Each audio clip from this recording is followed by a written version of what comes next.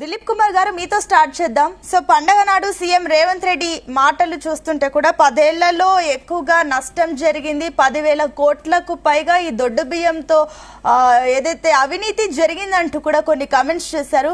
ఏంటి ఇప్పటి నుంచి ఏ రకంగా ఉండబోతుంది? లేదంటే పండగ పూట సీఎం రేవంత్ రెడ్డి కేవలం పబ్లిక్ ని ఖుషి చేయడానికి ఈ రకంగా ఫైన్ రైస్ స్కీమ్ గురించి చెప్పారా, లేదంటే ఇది కంటిన్యూ అవుతుందా? ఏంటి? గుడ్ మార్నింగ్ అమ్మా, మీకు ప్యానెల్ లో ఉన్న పెద్దలకి నమస్కారం. ఇప్పుడు ఒకటి, సీఎం లాంచ్ చేసే పథకం అనేది చాలా క్లియర్ గా కంటిన్యూస్ గా ఇస్తాము. ఈ సన్న బియ్యం అనేది కంప్లీట్ అందరికీ కూడా అన్ని రేషన్ షాప్ లో ఉంటుంది, రేషన్ దానికి అందుతుంది అన్నాడు. గతంలో కూడా ఆల్ హాస్టల్స్ లో కూడా బీసీ హాస్టల్స్ లో ఈ పథకం కొనసాగింది కూడా. కాబట్టి ఇందులో బ్రేక్ అయ్యేది ఏం లేదు. నిజం కూడా గత 10 years కింద అంతకుముందు పరిపాలన ఉన్న బీఆర్ఎస్ ఈ పథకాన్ని అందరికీ ఎక్స్టెండ్ చేయాల్సిన అవసరం ఉంటే అది చేయలేదు.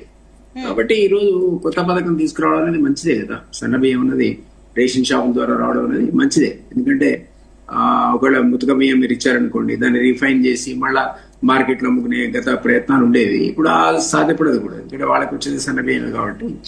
రియలీ అంటే నేనైతే రీసైక్లింగ్ అనేది గతంలో ఉండదని గత 10 years లోపల చాలా సార్లు ప్రూవ్ అయింది. అది చెక్ చేయాలి. ఈ రోజు అందరికి కూడా సన్న బియ్యం అందిస్తున్నారు కాబట్టి ఇది వెల్కమ్ చేస్తుంది. ఒకటి ఇంకో మాట ఏమన్నారంటే, ఇది ఎవరు కూడా ఏ గవర్నమెంట్ వచ్చినా ఈ పథకం శాస్త్రమే, ఒకసారి ఇచ్చాం కాబట్టి విత్డ్రా చేసుకోవడానికి సాధ్యపడదు అన్నారు. అది కూడా నిజమే.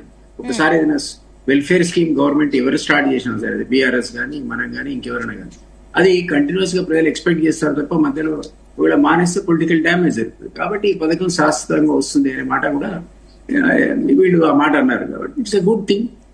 పండుగ నాడు ఏదో ఆర్పాటం చేసి తెల్లారి మానేయడానికి ఇది ప్రభుత్వం కదా, ఆషామాషి వ్యవహారం కాదు కదా. సో ఖచ్చితంగా ఇది ప్రోగ్రామ్ అనేది కంటిన్యూ అవుతుంది. ఓకే, కంటిన్యూ అవడం మంచి విషయమే అండి.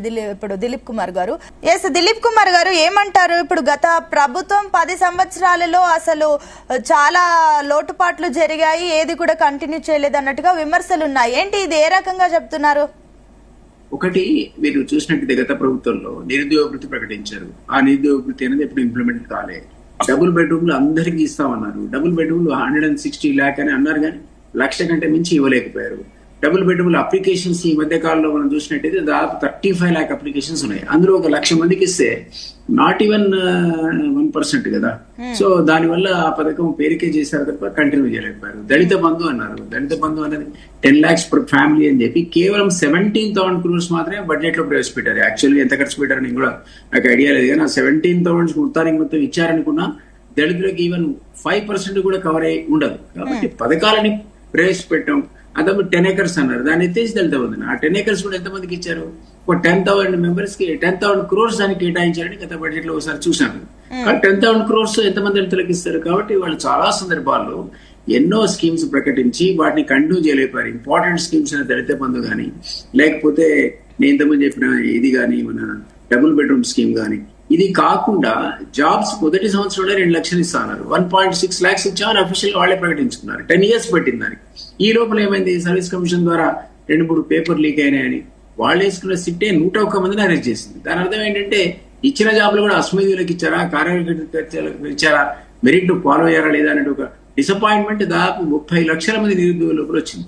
సో ఇవన్నీ ఫ్యాక్టర్స్ నిజంగా మీ అధికారంలో రావడానికి. అంటే ఒకటే అండి దిలీప్ కుమార్ గారు, ఇప్పుడు 10,000 కోట్లకు పైగా అటు దొడ్డు బియ్యంతో అవినీతి జరిగిందని కూడా సీఎం రేవంత్ రెడ్డి కమెంట్స్ ఉన్నాయి. అంటే ఇది ఏ ఆధారాలతో చెప్తున్నారు? నిజంగానే అంత పెద్ద మొత్తంలో అవినీతి జరిగిందా?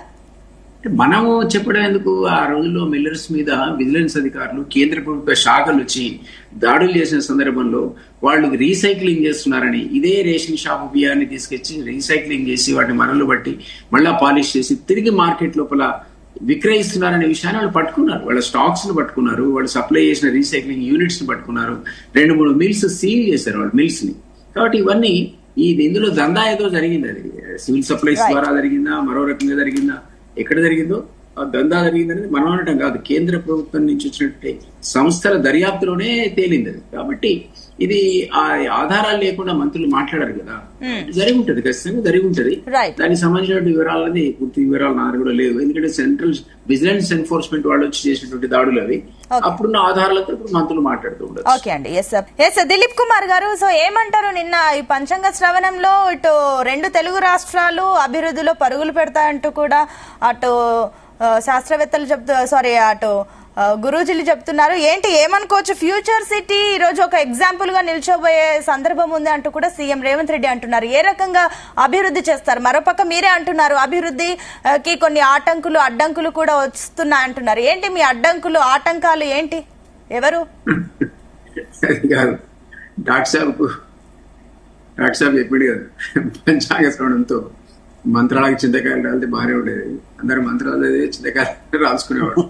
పంచాంగ శ్రవణం కాదు కావాల్సింది, పంచవర్ష ప్రణాళిక ఉండాలి. అంటే మీరు ఒప్పుకుంటున్నారు నిన్న ఏదైతే రవీంద్ర భారతిలో ఏదైతే జరిగిందో అదంతా కూడా వేస్ట్ అని చెప్తున్నారా ఏంటి? ఇప్పుడు నేనేమంటానంటే మత విశ్వాసాలు వేరు, పర్సనల్ బిలీఫ్స్ వేరు, ఎవరి మతం వాళ్ళది. పండుగ అనేది ఒక కల్చర్.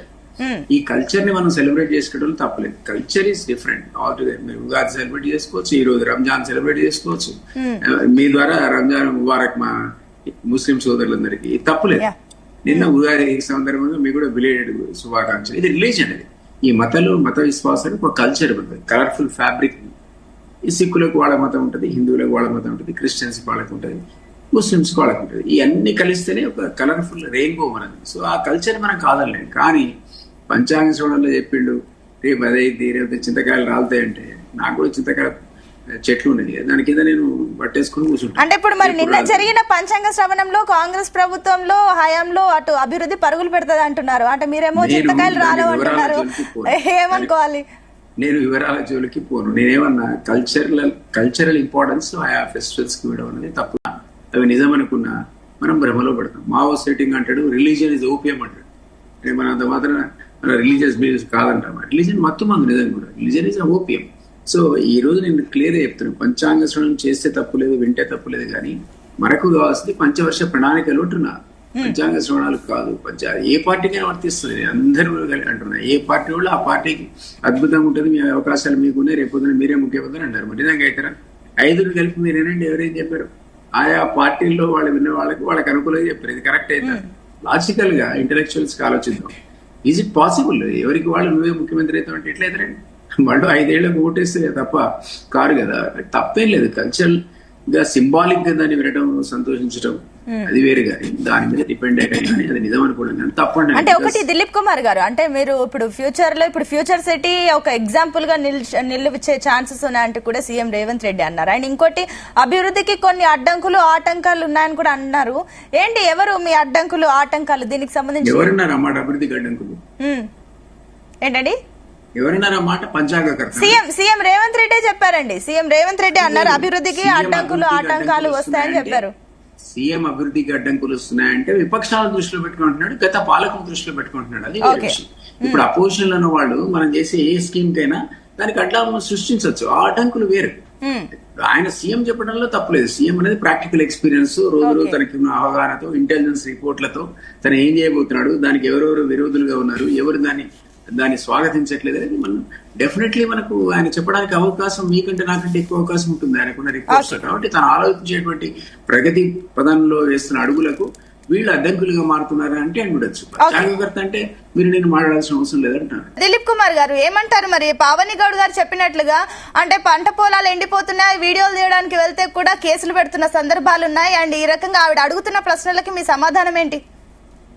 ఒకటి ఉండొచ్చు ప్రాక్టికల్ డిఫికల్టీస్. గతంలో అందించినటువంటి రైతు భరోసా అందియలేకపోవచ్చు. అనుకున్న ప్రకారం 15,000 ఇస్తాం, వాళ్ళు 10 అంటే మేము 15, లేబర్కి 12 అంటే ఇస్తామనేటువంటి బాటలో మేము ఇప్పటికి కూడా ఇంప్లిమెంట్ చేయకపోవచ్చు. దానికి మాకున్నటువంటి ఆర్థికపరమైన చిక్కులు కారణం. ఒకటి ఆమెన్నట్టు మెడిగడ్డ కుంగిపోయిందనేది మన కళ్ళెదురు ఉన్నది కదా. రేపొద్దున అందులో నీళ్లు నింపితే మొత్తం కొట్టుకుపోదని గ్యారంటీ మేడం ఇవ్వగలుగుతుందా? సోదరి తెలియదు కదా. ఎందుకంటే టెక్నికల్ పీపుల్ ఢిల్లీ నుంచి వచ్చి వాళ్ళు డ్యామ్ సేఫ్టీ అథారిటీ వాళ్ళు చెప్పారు దీన్ని నింపకండి అని. దిలీప్ అన్న, ఒక్క కాళేశ్వరం ప్రాజెక్ట్ అంటే మేడిగడ్డనే కాదన్న, మల్లన్న సాగర్ కు, కొండపోచమ్మ సాగర్ కు, అన్నపూర్ణ ఇవన్నిటికీ నీళ్ళు ఎక్కడి నుంచి వస్తున్నాయి అన్న? కాళేశ్వరం లేని ఇవన్నీ నీళ్ళు వస్తాయి అన్న? ఎత్తిపోతలే కదా మనకు చూసారు కదా. దాన్ని బైపాస్ చేసి వేరే డ్యామ్స్ లో నీళ్లు నింపారని ఈవెన్ కేటీఆర్ కూడా అన్నాడు కదా. మీరు నింపకపోతే అసలు ఆ నీళ్లు కూడా వచ్చేవి అనమాట వాడుకున్నారు. అందులో అనుమానం ఏముంది? కాళేశ్వరమే పనికిరాదు అనేది అవాస్తవం కదా అన్న. ఒక్క మేడిగడ్డ పిల్లర్ ను రిపేర్ చేయడానికి ఎన్ని అది తెలియదు, పెద్ద డిబేట్ అది కాదు. దిలీప్ అన్న నేను దిలీప్ ఇది అన్న కాదు. ఒక నిమిషం అండి పావని గౌడ్ గారు ఆయన క్లారిటీ ఇవ్వండి. ఒక నిమిషం దిలీప్ కుమార్ గారు మీ కంక్లూజన్ ఏంటి పాయింట్ పైన? కరెక్ట్ కాదు, డిఫెక్టివ్ అని నేషనల్ డ్యామ్ సేఫ్టీ అథారిటీ చెప్పింది. దీంట్లో లోపాలు లేని మీరు నేను చెప్పలేం కదా, మన ఎక్స్పర్ట్స్ కాదు కదా, టెక్నికల్ ఎక్స్పర్ట్ చెప్పారు ఆ మాట. ఆ జోలికి మనం ఎందుకు కానీ. అంటే ఓకే దిలీప్ కుమార్ గారు ఒక మీరే అన్నారు మేడిగడ్డ పిల్లర్ కుంగిబా ఒకటి అయిపోయింది. ఒకవేళ ఒక్కటి మీరు ఒకవేళ కేర్లెస్ చేస్తే మొత్తం ప్రాజెక్ట్ అంతా నేలమట్టమయ్యే ఛాన్సెస్ ఉన్నాయి. సో ఆ జాగ్రత్తలు ప్రికాషన్స్ తీసుకోవాల్సిన అవసరం అటు ఇప్పుడు ప్రస్తుతం ఉన్న కాంగ్రెస్ ప్రభుత్వం పైన ఉంటుంది.